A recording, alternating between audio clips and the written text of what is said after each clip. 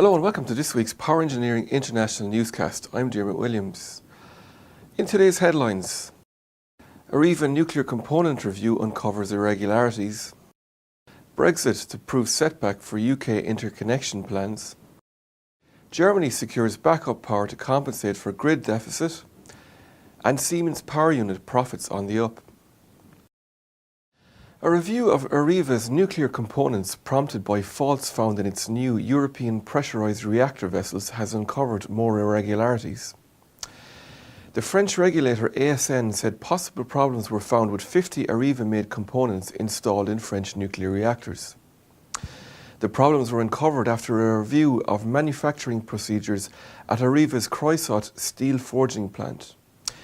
It emerged that some reports on manufacturing and quality control at that facility, which supplies the nuclear market with large forgings and castings, may have been falsified. The regulator has requested Areva provide a list of the relevant components and its analysis of the possible impact on security in France's nuclear plants. If the UK votes to leave the EU next month, it would be damaging for prospects of greater power interconnectivity with other member states, according to legal sources. Brexit would mean the UK would not automatically remain a member of initiatives and institutions working to harmonise EU energy prices and develop cross-border rules for electricity interconnectors.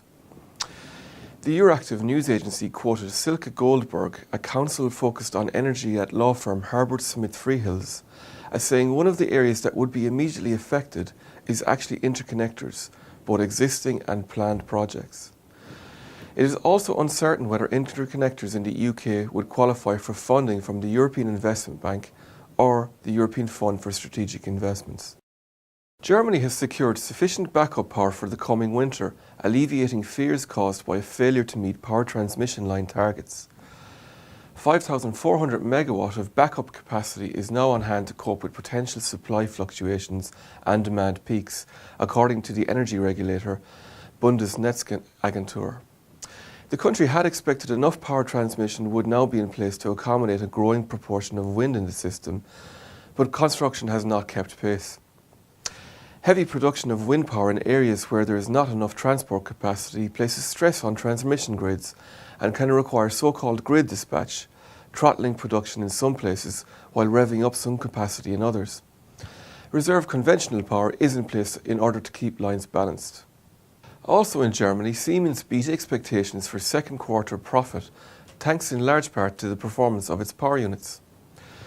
The easing of sanctions on Iran boosted earnings at its power and gas unit helped to offset lower demand for large turbines in Europe, while its wind power and renewables units swung to a profit as projects were completed and costs fell.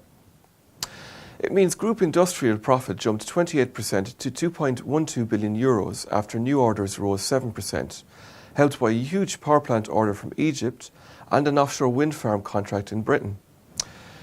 Sales also rose by a better than forecast 5%. That's all for now. Stay in touch with global power news on Power Engineering International website and LinkedIn group.